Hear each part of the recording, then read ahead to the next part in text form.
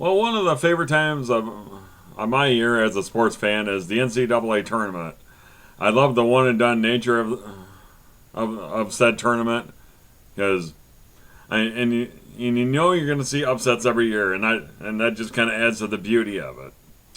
And if you remember, if you've been a long time subscriber to this channel, some of the first videos I made on this channel were about the NCAA tournament back in 2012. And that's what I intend to do here in the next couple days. I'm going to start out with the first four matchups, and then I'm going to go through each of the four regions one by one. Then I'm also going to give my predictions as to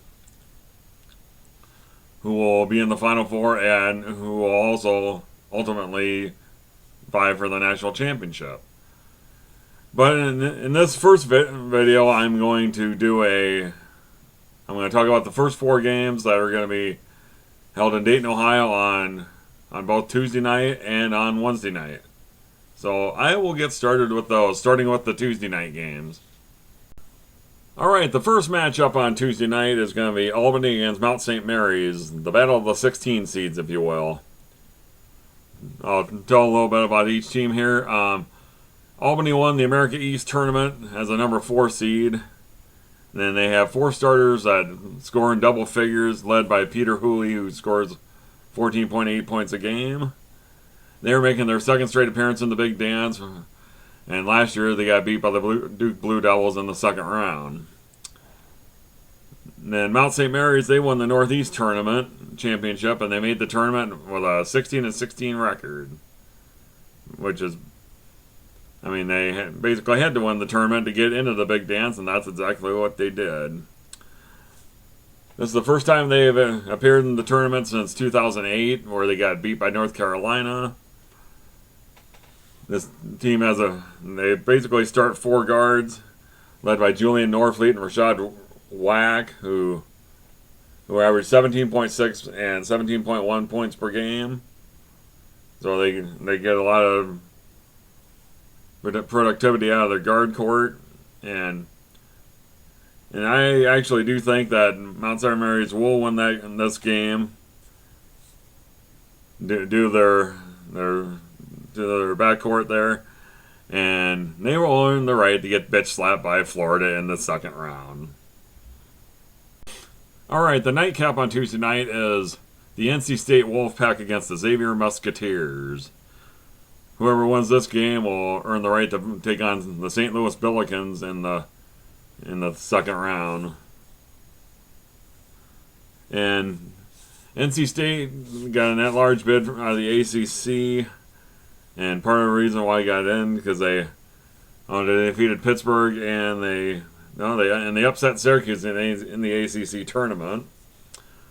This team is led by ACC Player of the Year TJ Warren, who averaged about 25 points a game this year, and the only other starter on the Wolfpack squad that averaged more than double figures is Ralston Turner, who averaged 10.3 points a game, and he shoots about 38% from three-point land. Whereas Xavier is an at-large team. They're new to the Big East this year after coming out of the A-10. Although they don't exactly have a lot of momentum coming into the tournament because they lost 8 of 14 coming into this. But they do have a good backcourt,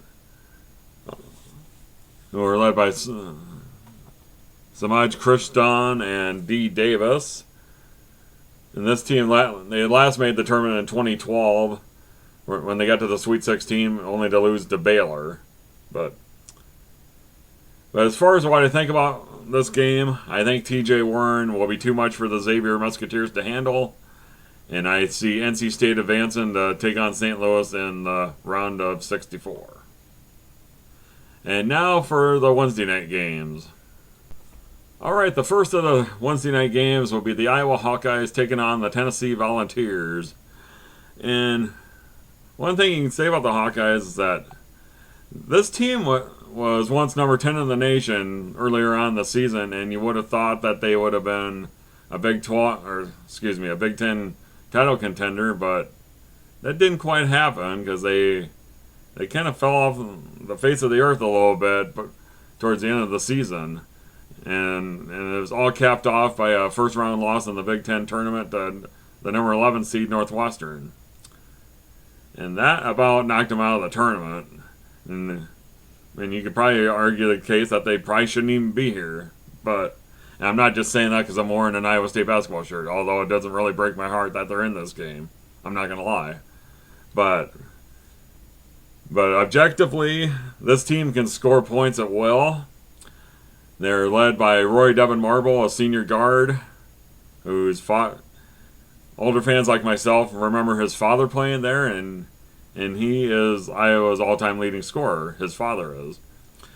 Then another one of their good players is junior forward Aaron White, and this is the first time that Iowa's gotten back into the big dance since 2006 when they lost to Northwestern State in a first-round matchup when Steve Alford was the coach. Well, as far as Tennessee, they're making their return to the big dance for the first time since 2011, since they got beat in the first round of that tournament by Michigan.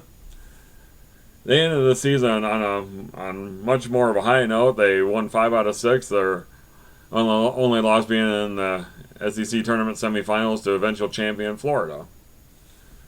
But this team is led by guard Jordan McRae, and he averages about 18.7 points a game. And then you got a double-double machine in the front court named Jarnell Stokes, and I believe with Tennessee's physicality and the way that they play defense, I see Tennessee winning this game. And I am saying this objectively, even though I am wearing an Iowa State basketball shirt. I firmly believe that Tennessee will win this game, and they will go on to take on UMass in the second round. All right, the nightcap for Wednesday night is Cal Poly against Texas Southern. Cal Poly is making their first appearance in the Big Dance in their history, and albeit they only have a 13-19 record, but one of the beauties of March Madness is that in your conference tournament, you can have a team like this get hot at the right time, and they can run off 3 victories in a row to get them into the spot. They did win the Big West Tournament Championship, and their leading scorer is Chris Eversley, who averages 13.4 points a game and 7.2 rebounds a game. Then they're going to take on Texas Southern, who won the SWAC Tournament Championship, and it's the first appearance in the Big Dance for them since 2003 when they lost to UNC Asheville. They are coached by Mike Davis, and you Big Ten fans will remember him because he used to be the coach at Indiana, and he took that team to the national finals in 2002, only to get beat by Maryland, the eventual national champion. And this is the third team he's taken to the Big Dance. He also took UAB a few years ago.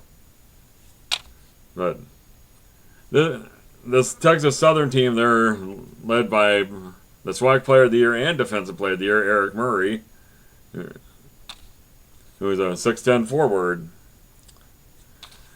But as far as what I think is going to happen in this game, I think Texas Southern will win this game behind Eric Murray and Dede Scarver, and I think they're going to be too much for Cal Poly.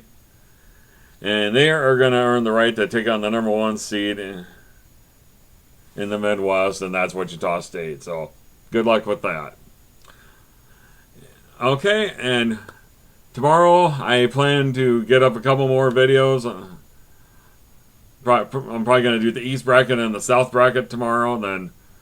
Then Wednesday I will probably be doing the Midwest and the West. So be on the lookout for those, and I'll talk to you soon.